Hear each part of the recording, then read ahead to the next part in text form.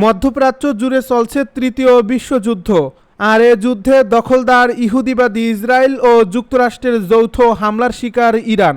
আমাদের হাতে এসেছে গুরুত্বপূর্ণ আপডেট সংবাদের শিরোনাম। শুরুতেই থাকছে যুক্তরাষ্ট্রের বিশেষ বিমান ধ্বংস করল ইরান। এবারে জানিয়ে দিব ইরানের পক্ষে ইসরায়েলের দ্বিতীয় দফা ক্ষেপণাস্ত্র হামলা চালিয়েছে হুতিরা। এদিকে ইরান যুদ্ধ বন্ধের পথ খুঁজতে পাকিস্তানে আলোচনায় বসছে সৌদি, তুরস্ক ও মিশর। জানিয়ে দিব যুক্তরাষ্ট্রে আঘাত হানতে সক্ষম ক্ষেপণাস্ত্রের ইঞ্জিন পরীক্ষা চালাল উত্তর কোরিয়া। সব শেষে জানিয়ে দিব প্রকাশ্যে আলোচনার কথা বলে গোপনে স্থল হামলার প্রস্তুতি নিচ্ছে যুক্তরাষ্ট্র, ইরানের স্পিকার। এতক্ষণ শুনছিলেন হাতে থাকা আপডেট সংবাদের শিরোনাম, এবারে বিস্তারিত। তবে তার আগে অনুরোধ রইল ভিডিওটিতে একটি লাইক এবং কমেন্ট করে জানিয়ে দিন ভিডিও সম্পর্কে আপনার মূল্যবান মতামত। আরও জানিয়ে দিন ভিডিওটি কোথা থেকে দেখছেন বা কোন জেলা থেকে দেখছেন। প্রকাশ্যে আলোচনার কথা বলে গোপনে স্থল হামলার প্রস্তুতি নিচ্ছে যুক্তরাষ্ট্র, জানালো ইরানের স্পিকার। ইরানের পার্লামেন্টের স্পিকার মোহাম্মদ বাঘের গালিবফ বলেছেন, মার্কিন প্রেসিডেন্ট ডোনাল্ড ট্রাম্প একদিকে ইরানের সঙ্গে আলোচনার আগ্রহ দেখাচ্ছেন, অন্যদিকে গোপনে স্থল হামলার শক করছেন।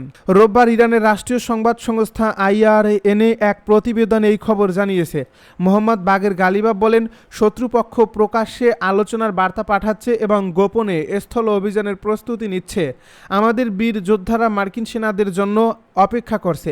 ইরানি মাটিতে পা রাখা মাত্রই তাদের পুড়িয়ে মারা হবে। আজ সকালে মার্কিন সেন্ট্রাল কমান্ডের বরাতে ওয়াশিংটন পোস্ট জানায়, পেন্টাগন ইরানে কয়েক সপ্তাহব্যাপী স্থল অভিযানের প্রস্তুতি নিচ্ছে।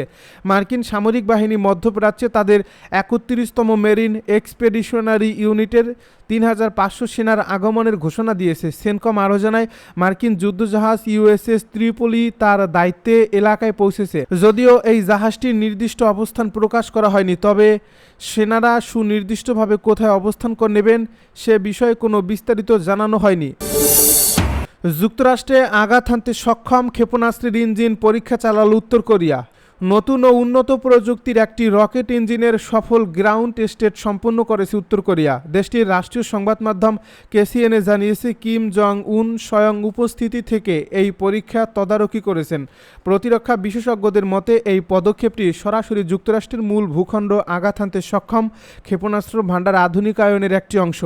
বার্তা সংস্থা AP ও অ্যাসোসিয়েটেড প্রেসের প্রতিবেদনে বলা হয়েছে, উত্তর কোরিয়া তাদের আন্তঃমহাদেশীয় ব্যালিস্টিক ক্ষেপণাস্ত্র উৎক্ষেপণের জন্য কঠিন জ্বালানিযুক্ত রকেট ইঞ্জিন ব্যবহারের পরিকল্পনা করছে। এই ধরনের ইঞ্জিন ব্যবহারের ফলে উৎক্ষেপণের আগে দীর্ঘ প্রস্তুতির প্রয়োজন হয় না এবং অত্যন্ত দ্রুততার সাথে ক্ষেপণাস্ত্র ছোড়া সম্ভব হয়। KCNA এর তথ্য অনুযায়ী এই গ্রাউন্ড জেট টেস্টে আধুনিক কম্পোজিট কার্বন ফাইবার উপাদান ব্যবহার করা হয়েছে। ইঞ্জিনটির সর্বোচ্চ থ্রাস্ট বা উৎক্ষেপণ শক্তি নির্ধারণ করা হয়েছে 2500 কিলোটন। গ্রাউন্ড টেস্টের মাধ্যমে মূলত রকেটের ইঞ্জিন ও জ্বালানি স্থির অবস্থায় রেখে সেটির কর্মক্ষমতা যাচাই করা হয়। তবে এই পরীক্ষাটি ঠিক কবে এবং কোথায় চালানো হয়েছে সে সম্পর্কে সুনির্দিষ্ট কোনো তথ্য প্রকাশ করেনি পিয়ংইয়ং।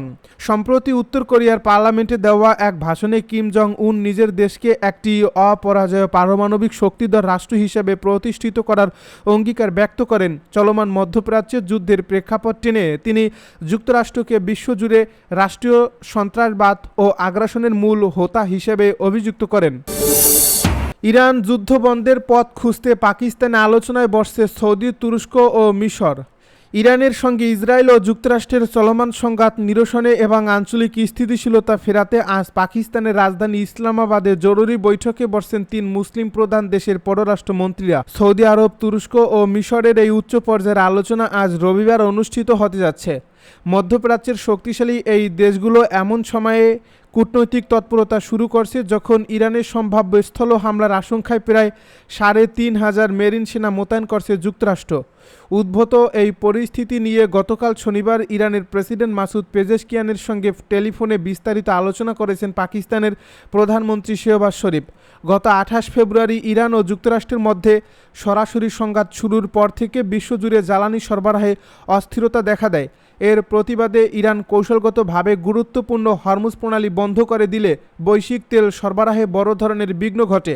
একদিকে যখন কূটনৈতিক সমাধানের চেষ্টা চলছে, অন্যদিকে যুক্তরাষ্ট্র ও ইসরায়েল ইরানে সামরিক অভিযান অব্যাহত রেখেছে। পাল্টা ব্যবস্থা হিসেবে ইরানও উপসাগরীয় দেশগুলোতে অবস্থিত মার্কিন স্থাপনাগুলোকে লক্ষ্যবস্তু করছে। এদিকে যুদ্ধের পরিধি আরও বিস্তৃত করে গতকাল আনুষ্ঠানিকভাবে এই লড়াইয়ে যোগ দিয়েছে ইয়েমেনের হুতি বিদ্রোহীরা। হুতিদের নিয়ন্ত্রণে থাকা লোহিত সাগর ও বাবাল মানদেব প্রণালী দিয়ে বিশ্বের প্রায় 12% জ্বালানি তেল সরবরাহ হয়। এখন হুতিরা যদি এই নৌপথ বন্ধ করে দেয় তবে আন্তর্জাতিক বাজারে জ্বালানির দাম আকাশচুম্বী হওয়ার আশঙ্কা রয়েছে। ইসলামাবাদের এই বৈঠক থেকে যুদ্ধবিরতি বা উত্তেজনা প্রশমনে কোনো কার্যকর রূপরেখা আসে কিনা সেদিকেই এখন তাকিয়ে আছে বিশ্ব সম্প্রদায়। ইরানের পক্ষে ইসরায়েলের দ্বিতীয় দফা ক্ষেপণাস্ত্র হামলা চালিয়েছে হুতি। ইসরায়েলের দক্ষিণাঞ্চলে দ্বিতীয় দফায় ক্ষেপণাস্ত্র ও ড্রোন হামলা চালিয়েছে ইয়েমেনের সশস্ত্র গোষ্ঠী হুতি বিদ্রোহীরা। এক বিবৃতিতে এই হামলার খবর নিশ্চিত করেছেন ইরান সমর্থিত গোষ্ঠীটির সামরিক মুখপাত্র ইয়াহিয়া সারি। শনিবার ইরানের পক্ষে যুদ্ধে যোগ দেওয়ায় আনুষ্ঠানিক ঘোষণার 24 ঘন্টারও কম সময়ের মধ্যে এই দ্বিতীয় দফা আক্রমণ চালালো হুতিরা। ইয়াহিয়া সারি হুঁশিয়ারি দিয়ে বলেন, ইসরায়েল যতক্ষণ পর্যন্ত তাদের আগ্রাসন ও হামলা বন্ধ না করবে ততক্ষণ পর্যন্ত আগামী দিনগুলোতেও হুতিদের এই সামরিক অভিযান অব্যাহত থাকবে। হুতিদের পক্ষ থেকে জানানো হয়েছে, ইসরায়েলের বেশ কিছু গুরুত্বপূর্ণ সামরিক স্থাপনাকে লক্ষ্য করে ক্রুজ ক্ষেপণাস্ত্র ও ড্রোন ব্যবহার করে এই আক্রমণ চালানো হয়েছে। লেবানন, ইরান ও ফিলিস্তিনে ইসরায়েলি বাহিনীর অভিযানের প্রতিশোধ হিসেবেই এই পদক্ষেপ নেওয়া হয়েছে বলে দাবি তাদের। এদিকে ইসরায়েলি সামরিক বাহিনী ইয়েমেন থেকে ছোড়া একটি ক্ষেপণাস্ত্র শনাক্ত করার কথা স্বীকার করেছে। তারা জানিয়েছে, এই হুমকি মোকাবেলায় তাদের আকাশ প্রতিরক্ষা ব্যবস্থা সক্রিয় রয়েছে। ইরান, যুক্তরাষ্ট্র ও ইসরায়েলের মধ্যকার চলমান যুদ্ধ দ্বিতীয় মাসে পদার্পণ করার পর ইয়েমেনের ভূখণ্ড থেকে হামলা হওয়ার বিষয়ে এটিই প্রথম আনুষ্ঠানিক কোনো বিবৃতি।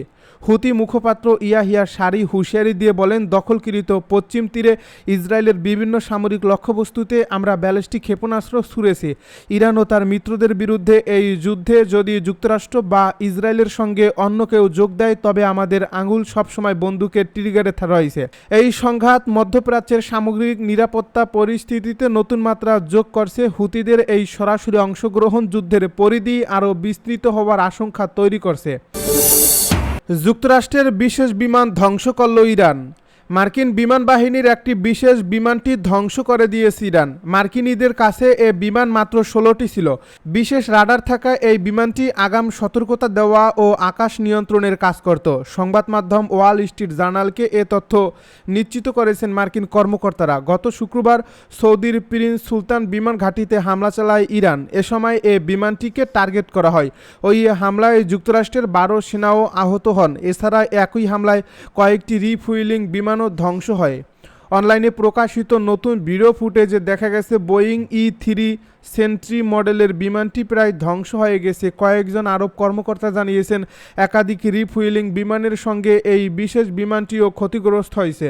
এই বিমান উন্নত প্রযুক্তির রাডার ব্যবহার করে কয়েকশো কিলোমিটার দূরে থাকা যুদ্ধবিমান ও মিসাইল শনাক্ত করতে পারে। এতে করে আকাশ থেকে সেনা কমান্ডারদের একটি যুদ্ধক্ষেত্রের তাৎক্ষণিক চিত্র দিতে পারে। এটি ধ্বংসের আগে যুক্তরাষ্ট্রের কাছে এ মডেলের মাত্র 16টি বিমান ছিল। কয়েক দশক আগে যেটির পরিমাণ ছিল প্রায় 30টি।